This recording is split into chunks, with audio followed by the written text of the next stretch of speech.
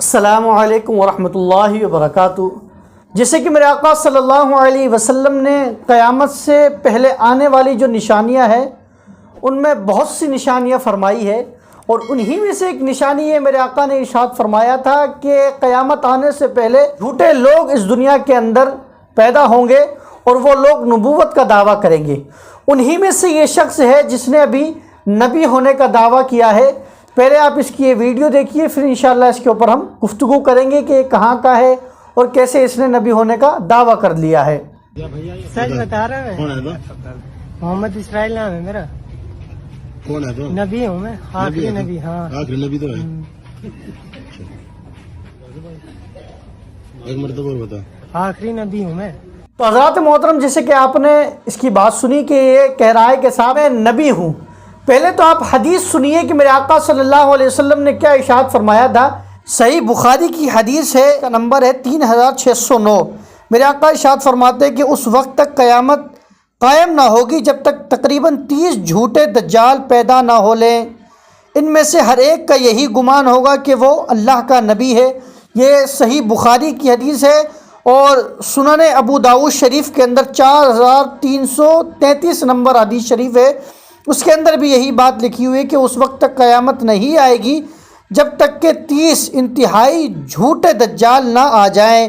ہر ایک کا دعویٰ ہوگا کہ وہ اللہ کا رسول ہے۔ حضرات محترم، یہ میرے آقا صلی اللہ علیہ وسلم نے پہلے ہی ارشاد فرما دیا تھا کہ دنیا کے اندر ایسے لوگ آتے رہیں گے۔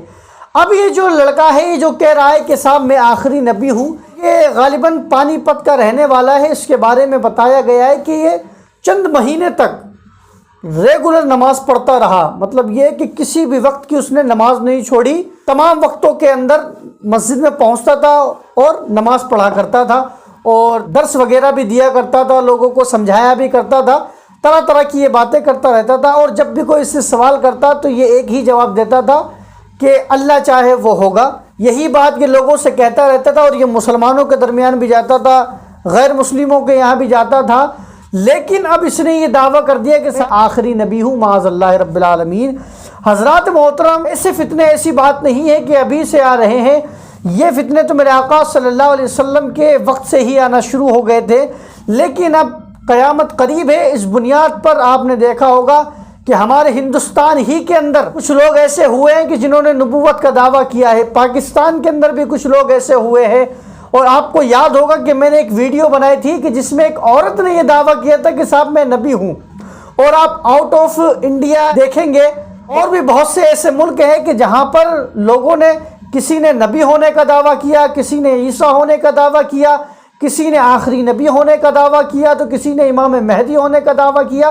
طرح طرح کے لوگ دعوے کرتے جا رہے ہیں، حالانکہ یہ تمام کے تمام دعوے باطل ہے، کیونکہ یاد رکھنا جو آخری نبی ہے وہ اور کوئی نہیں بلکہ میرے آقا صلی اللہ تعالی علیہ وسلم ہے، جن کا وصال باکمال 1400 سال قبل مدینہ المنورہ زادہ اللہ شرفا و تکریمہ کے اندر ہو چکا ہے۔ انہی نے فرمایا کہ اب میرے بعد کوئی نبی نہیں آئے گا، اور اگر کوئی بھی نبوت کا دعویٰ کرے گا تو وہ جھوٹا ہوگا، دجال ہوگا۔ تو یہ جو شخص ہے یہ ایک نمبر کا جھوٹا اور دجال ہے۔ اگر اسلامی حکومت ہوتی تو جناب والا اس کے لیے یہ حکم تھا کہ اس کو قتل کر دیا جائے، اس کو زندہ رہنے کا اس دنیا کے اندر حق نہیں ہے۔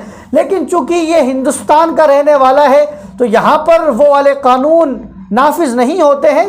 لیکن میں یہ بات کہنا چاہوں گا کہ جہاں کہیں کا یہ رہنے والا ہے، ان لوگوں سے میں یہ اپیل کروں گا کہ آپ تھانے جائیں، تھانے جانے کے بعد اس کے خلاف FIR درج کروائیں اور اس کو جیل کے اندر ڈلوائیں، کیونکہ اگر ایسے ہی ان ظالموں کو چھوڑ دیا گیا، ہر ایرا گیرا نتو کھیرا اٹھے گا اور وہ یہ دعویٰ کرتا ہوا نظر آئے گا۔ اور تعجب کی بات یہ ہے کہ لوگ ایسے لوگوں کو فالو بھی کرنے لگ جاتے ہیں اپنی جہالت کی بنیاد پر، اپنی کم علمی کی بنیاد پر۔